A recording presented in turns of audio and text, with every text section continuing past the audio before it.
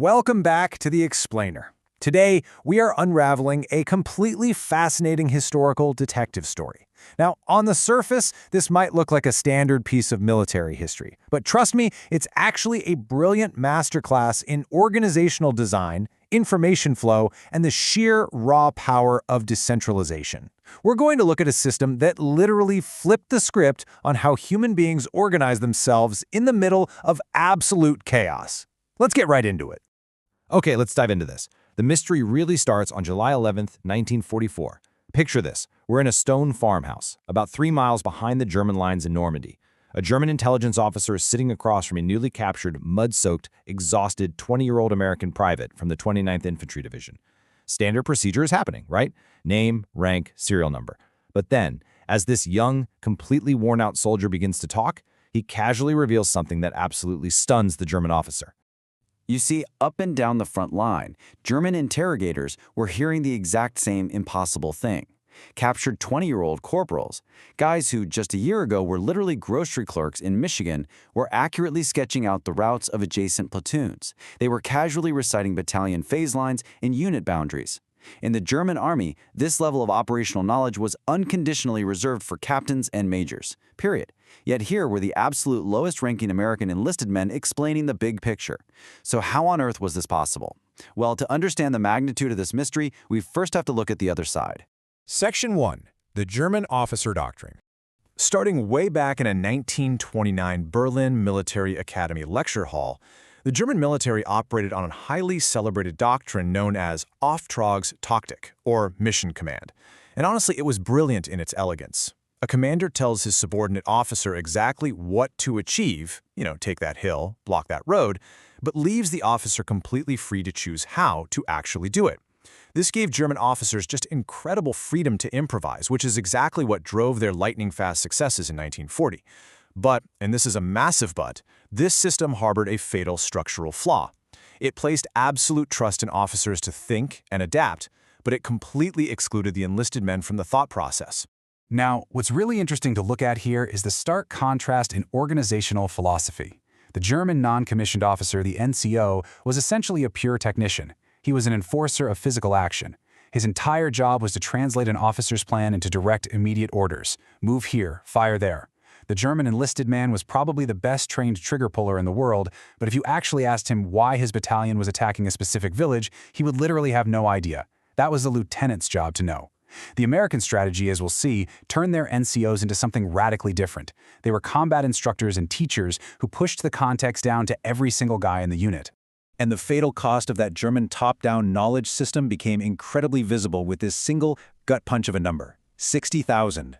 Between June 1941 and December 1943, over on the Eastern Front, the German military lost 60,000 officers. Think about what that actually means for an information network. Every single officer was a vital node carrying the plan. So when that officer died, the plan died with them. It left these highly trained squads completely frozen in place. And not out of cowardice, but simply because nobody left alive had the information required to make a decision. Section 2. The Kasserine Pass Wake Up. Now, the United States Army was watching the German system's flaws unfold, but they didn't truly internalize the lesson until they faced their own brutal wake-up call in the mountains of western Tunisia. On February 19, 1943, General Rommel's forces hit the unseasoned American Second Corps at Kasserine Pass. It wasn't just a defeat, it was an absolute, total disintegration. In just 3 days, the Americans suffered 6,300 casualties, tanks were abandoned, and communications just collapsed instantly. But the U.S. Army did something absolutely crucial right after this. They conducted unflinching, brutally honest after-action reviews. They realized their soldiers hadn't broken from a lack of bravery. No, they broke because when the radios failed and the officers fell, they were completely lost. They had no earthly idea what they were improvising toward. So from the ashes of Kasserine Pass came this radical institutional conclusion. If every man in the squad does not know the plan, then the plan dies with the first officer killed. The solution they came up with was practically unprecedented in military history. The U.S. Army decided to take the operational truth, the actual, detailed plan, and push it all the way down to every single soldier. Section 3. The Sandtable Revolution.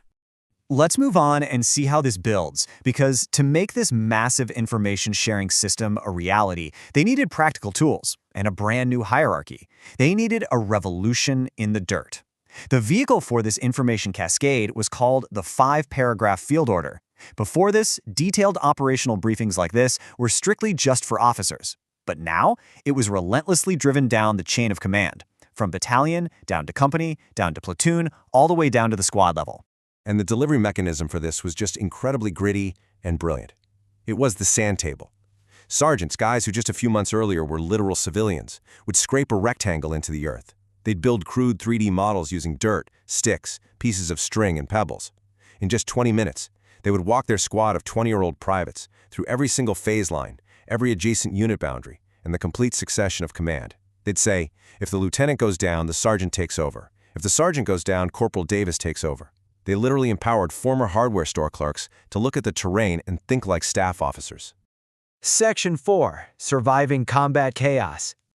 Let's zoom into a micro moment to see where these two vastly different organizational systems violently collided in real time. It's D-Day, June 6, 1944, on Omaha Beach. American E Company lost its commander and several key officers within the first 10 minutes. The company was functionally decapitated. But Staff Sergeant Philip Strechik and other lower enlisted men, they didn't wait around for orders. They already knew the exit draws, the objectives, and the overarching plan from those dirt sand table briefings. They just formed ad hoc groups and executed independent assaults. Contrast that with the German 352nd Division right across from them.